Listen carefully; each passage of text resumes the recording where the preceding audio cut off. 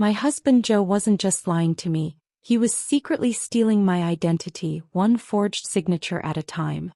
And I only found out because I overheard him bragging to his brother at our anniversary party. My name is Valerie, I'm 30 and Joe is 32. We've been married for 5 years. On the outside our life looked normal, even enviable. Cute little suburban home, steady jobs, barbecues with friends, Sunday dinners with his family.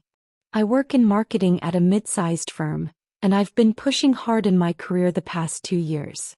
Joe, meanwhile, works in finance consulting, though I always noticed he kept things vague whenever I asked for details. You wouldn't care about balance sheets and asset management, he'd joke, brushing me off.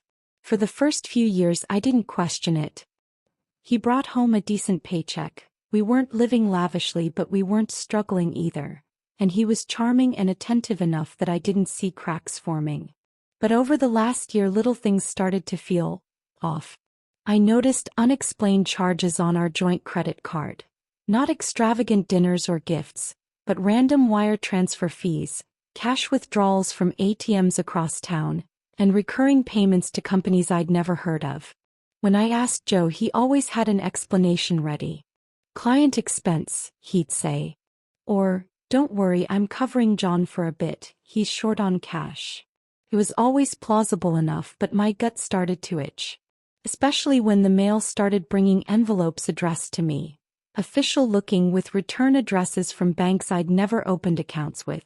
Joe would always snatch them first, saying, "Oh, that's a mix-up, I'll handle it." He'd rip them open before I even had a chance to glance at the paperwork. At first I chalked it up to him being protective.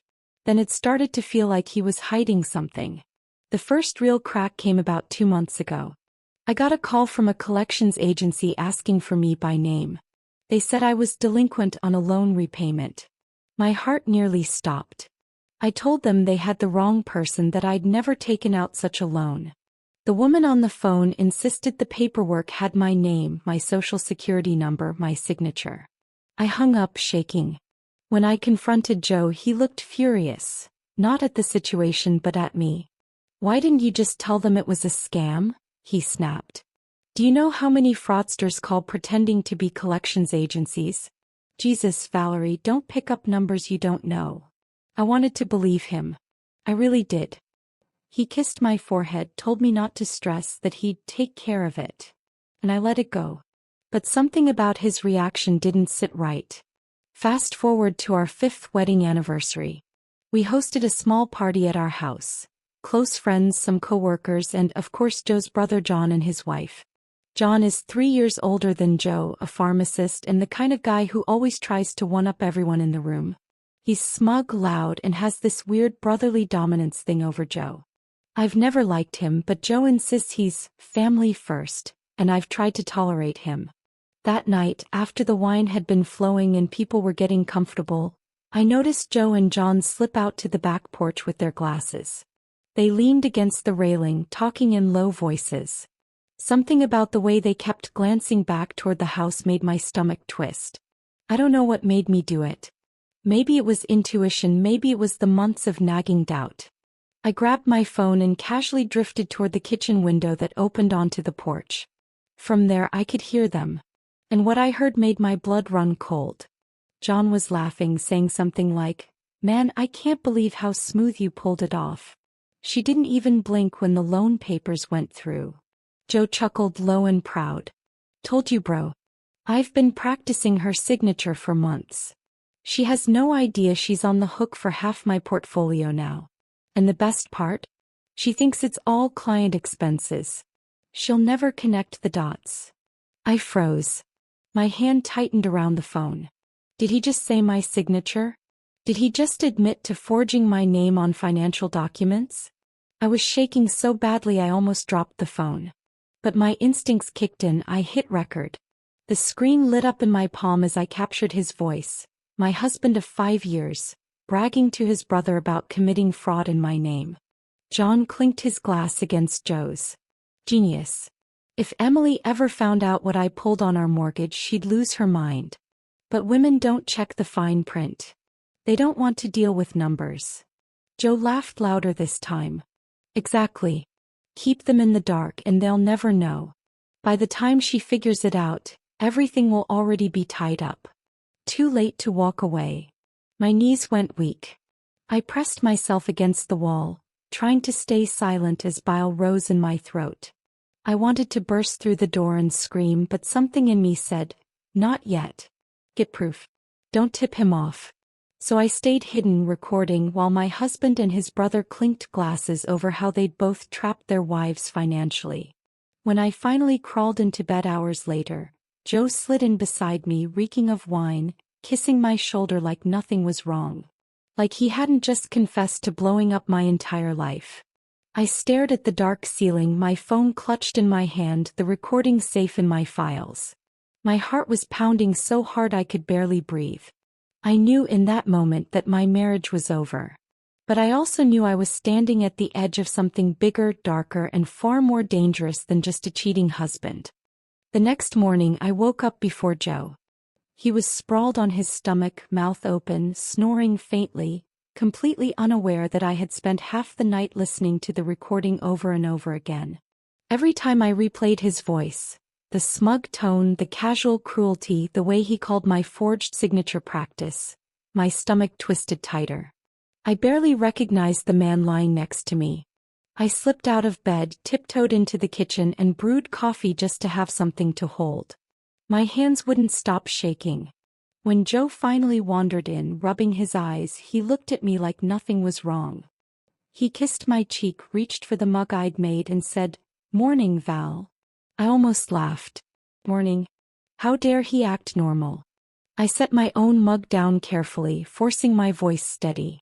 "Joe, we need to talk." He froze mid-sip. There was a flicker in his eyes, annoyance, suspicion, before he masked it with his usual smile. "About what?" I wanted to scream, about you stealing my name, about the loans, about how you're planning to ruin me. But instead I said, "I got a call from that collections agency again." His smile thinned. "Val, I told you that's a scam." "No," I said firmly, "it's not. They had documents. With my name. My social. My signature." Joe put the mug down harder than necessary. "Valerie, listen to me. You're getting yourself worked up over nothing. I handle the finances. I've got everything under control." The way he said it, sharp, clipped, dismissive, set something off in me. Normally I would have backed down. But not this time. Not after what I'd heard. So I leaned forward across the counter, my voice low. "Funny. That's exactly what you told John last night. Right after you bragged about forging my signature." His eyes snapped to mine. For the first time in 5 years, Joe didn't look composed. He looked rattled. "What did you just say?" His voice was cold now, stripped of charm. I didn't break eye contact. "I heard you. I was at the kitchen window. I recorded everything." For a long, terrifying second we just stared at each other. His jaw tightened, his nostrils flared, and his hands curled into fists on the counter. Then just like that he smiled again. Smooth. Almost amused. "Val, come on. You misunderstood. We were drunk, joking around. You really think I'd do something like that to you?" I pulled my phone from my pocket, tapped the screen, and let his voice play. "I've been practicing her signature for months. She has no idea she's on the hook for half my portfolio now." The color drained from his face. Joe reached across the counter fast, trying to grab the phone. But I was faster. I jerked it back, clutching it to my chest. "Don't. You touch me, I swear to God I'll send this to the police right now." Something ugly flickered in his expression then. A flash of rage, like I'd just stripped away the mask he'd been hiding behind for years. But just as quickly he smoothed it over. He raised his hands, palms out. Hey. Let's not overreact. We can talk about this." I didn't trust him. Not anymore. But I forced myself to nod just to keep him calm. "Fine. Talk." Joe sighed, rubbing the back of his neck. "Look, it's not what you think. Yeah, I signed some documents under your name, but it was for us, Val. For our future. Investments. Opportunities you wouldn't understand. If I'd asked, you would have just said no. You're too cautious. Sometimes I have to make the hard decisions for both of us. My blood boiled. For us. He was framing outright fraud like it was some kind of romantic sacrifice. You forged my name, I said through clenched teeth. You put debt in my name. That's not for us. That's betrayal. Joe stepped closer, lowering his voice. You're my wife. Legally, financially, what's mine is yours. What's yours is mine. It doesn't matter whose name is on the paper. I backed away. It matters to the police. That stopped him. His face hardened and I saw the truth then, the real Joe. The man behind the charm. Cold, calculating, dangerous. You'd ruin both of us if you went to the cops, he said quietly. Think about it. The loans are in your name. Your social. Your signature. Who do you think they'll believe? Me, the finance consultant who knows the system? Or you, the panicked wife claiming ignorance? My breath caught. Because he was right, at least partly. On paper I was the guilty one. He saw the fear in my eyes and smirked. That's what I thought. I wanted to scream, to hit him, to throw him out right then and there. But instead I forced myself to nod again, to play along. Fine. We'll figure it out. Later. Joe relaxed, picked up his coffee and left for work like nothing had happened. The second the door closed, I collapsed against the counter, shaking so hard I nearly dropped my phone. I replayed the recording again just to remind myself I wasn't crazy. I had proof. Enough to expose him. But if he was right, if the loans were in my name, then going to the police wasn't simple. Which meant I needed help. Someone who understood finances. Someone who could untangle this mess before Joe buried me in it completely. And I knew exactly who to call. I didn't go to work that morning. I couldn't. My mind was spinning too fast, my stomach in knots. Every time I thought about Joe's words, by the time she figures it out, everything will already be tied up. My chest tightened. He wasn't just reckless, he was strategic. This wasn't a drunken mistake. It was a plan. A long, deliberate plan to trap me. And if he had forged my name once, how many other times had he done it? I needed help. Someone who wouldn't dismiss me as paranoid. Someone who could see through the paperwork and tell me exactly how deep this went. My first thought was my best friend, Tessa. We've known each other since college. She's blunt, loyal, and, most importantly, a corporate attorney. She deals with contracts and compliance for a living. If anyone could help me, it was her. I texted her. Emergency. Can we meet today? Not at my house. She replied almost instantly. What's wrong? I typed back. Too much to explain over text. Lunch. Please.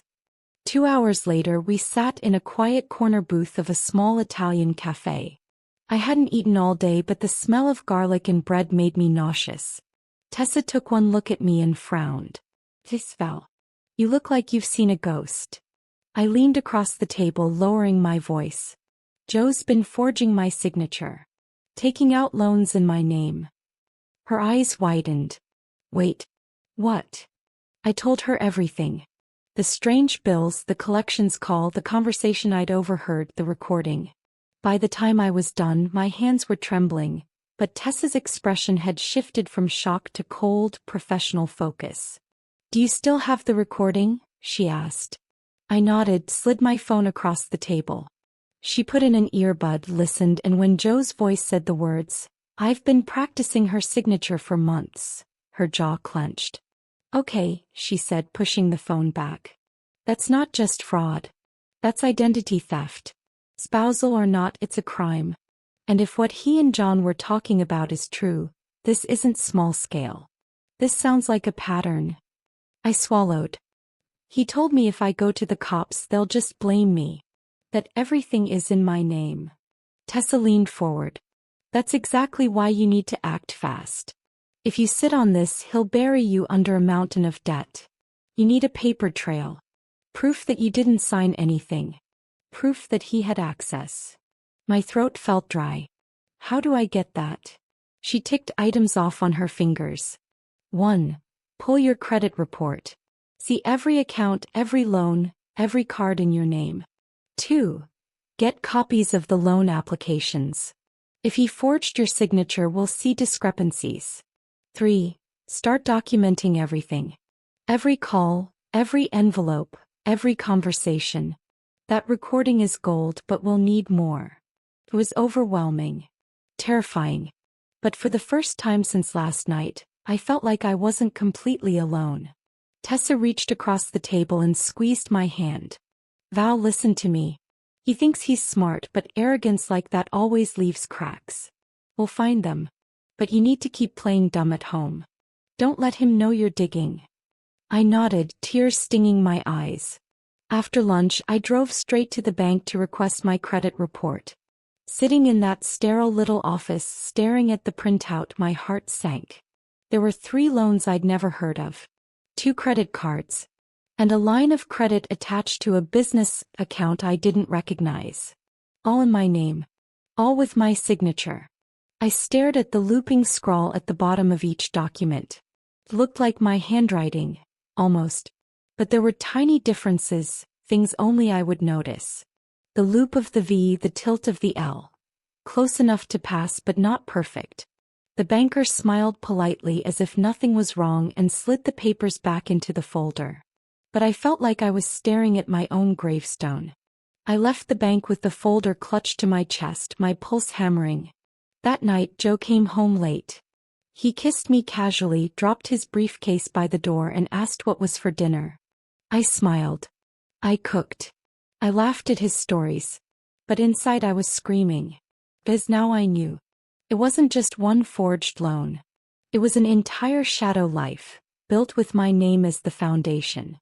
And if I didn't stop him soon, I wasn't just going to lose my marriage. I was going to lose everything. The folder from the bank sat hidden under a stack of towels in the linen closet. Every time I passed that door, it felt like a landmine waiting to explode. Joe didn't suspect a thing. Or if he did, he was confident enough in his control to keep smiling at me like nothing was wrong. That smile, once comforting, now made my skin crawl. I knew I couldn't take him down alone. Tessa was helping me build the legal side, but there was another piece to this puzzle. John. And if John was in on it, then what about his wife, Emily? Emily and I had never been close. She was polite, reserved, always a little withdrawn at family gatherings. I'd chalked it up to her being quiet, maybe introverted. But now I wondered if it was something else. If she was carrying the same gnawing dread I was. The next Saturday I texted her. Hey Emily. Any chance you're free for coffee today? Just us girls. Emily, sure. Everything okay? I just need to talk. Away from the guys. We met at a little cafe downtown. Emily showed up in a beige cardigan, her hair in a low bun, no makeup. She looked tired. Like bone-deep tired. We made small talk at first. Work, the weather, meaningless things. Then I leaned forward and said quietly, Emily, I need to ask you something. And I need you to be honest with me. Has John ever done anything with your finances? Opened accounts in your name, taken loans without telling you? Her spoon clinked against her coffee cup. She froze, eyes flicking to mine. Why are you asking me that? She whispered. Because Joe has been doing it to me, I said. And last week I overheard them bragging about it together. Emily went pale. She set the spoon down, her hand trembling. For a long moment she just stared at the table. Then in a low voice she said, 2 years ago I got a notice that our mortgage payment had doubled. I didn't understand why. When I asked John, he said he'd refinanced. Said it was to get us a better rate long term. But I never signed anything. My heart pounded. Emily, you did sign. At least on paper you did. Just like me. Her eyes welled up. She grabbed her purse, pulled out a folded sheet of paper and pushed it across the table. It was a photocopy of their refinance agreement. And at the bottom was Emily's signature. Except, just like mine, it wasn't quite right. The M slanted differently. The Y curled upward instead of downward. Close enough to pass but not hers. When she saw recognition in my face, Emily's lips trembled. So I'm not crazy, she whispered. No, I said, my throat tight. You're not. They've been doing this to both of us. We sat in silence, the weight of it pressing down. Two women bound by marriage, by lies, by signatures that weren't ours. Finally, Emily whispered, "What do we do?" I told her about Tessa, about the recording, about the loans. I expected Emily to panic, maybe to shut down. But instead I saw something shift in her eyes. A spark I'd never seen before. "They think we're weak," she said softly. "They think we'll stay quiet, keep smiling while they build their little empire on our names. But they're wrong."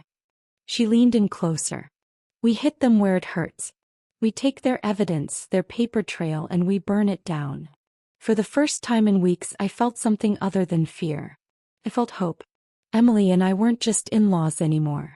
We were allies. And together we were going to bring down the Jameson brothers. Emily and I didn't waste time. The very next day we met in secret at Tessa's office. I spread out the folder from the bank, Emily laid down her mortgage papers, and together we built the beginnings of a map. Dates, signatures, accounts, all crisscrossed with forged loops and slanted letters.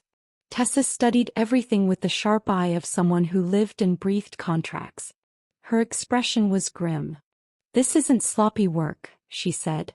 "They knew exactly what they were doing. Coordinated. Calculated. But the arrogance, that's their weakness. They've tied too much directly to you two. It's sloppy in the big picture." Emily and I exchanged a look. For years we had smiled through dinners, played the role of dutiful wives, while our husbands plotted in whispers. Now it was our turn. We made a plan. Pull every record linked to our names. Bank accounts, property deeds, loan documents. Document discrepancies in handwriting, especially in high-stakes signatures. Gather proof of intent. The recording I had of Joe and anything else we could catch them saying. Stay quiet. Pretend nothing had changed. The hardest part was that last one. Every time Joe brushed past me in the kitchen, every time he kissed my cheek, I had to fight the urge to recoil. Emily confessed it was the same for her. John still strutted around like the king of his castle, convinced Emily was too meek to ever question him. But the truth? Emily wasn't meek. She was furious. And fury, when focused, is sharper than any blade. The breakthrough. 2 weeks later we got our break. Emily called me late at night, whispering so John wouldn't hear. "Well, I just found something. In his office. Hidden in a box behind the filing cabinet." The next day we met at her house while John was at work. Emily pulled out a shoebox stuffed with papers.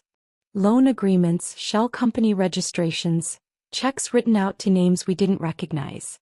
I flipped through them, my heart racing. These aren't just in our names. Look, there are at least 6 other women here. Different signatures. Same handwriting patterns. Emily nodded grimly. "He and Joe aren't just screwing us. They've built a whole scheme." We pieced it together slowly. The brothers had been forging their wives' signatures to secure loans, then funneling the money through fake consulting firms.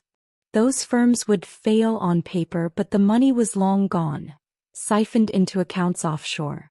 And they weren't just using us. They'd roped in clients, co-workers, even John's pharmacy contacts. It was bigger than we imagined.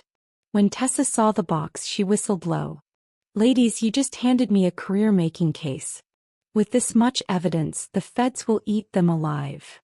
The question was, how to bring them down without tipping them off. Tessa's answer: wire them. Catch them in real time admitting the scheme. The idea made my skin crawl. It meant sitting across from Joe, smiling like everything was fine, while a tiny recorder nestled in my bra captured his every word. But Emily and I agreed. If we wanted justice, not just for us but for every woman and family they'd used, we had to risk it. The opportunity came at Sunday dinner. The brothers sat in the living room drinking whiskey while Emily and I cleared dishes. I took a breath, then wandered in with a glass in hand. "You know," I said lightly, "I've been thinking, maybe I should learn more about the business. Just in case. You know, what's mine is yours, right?" Joe smirked, exactly as I'd hoped. "Curious all of a sudden, huh?" John chuckled. Careful, Val. Once you peek behind the curtain, you might not like what you see. I laughed, playing along. Maybe I already peeked. For a split second, their faces faltered. Then Joe leaned forward, lowering his voice. Listen, babe. You really want in? Fine. But you've got to understand, what we're doing isn't exactly by the book.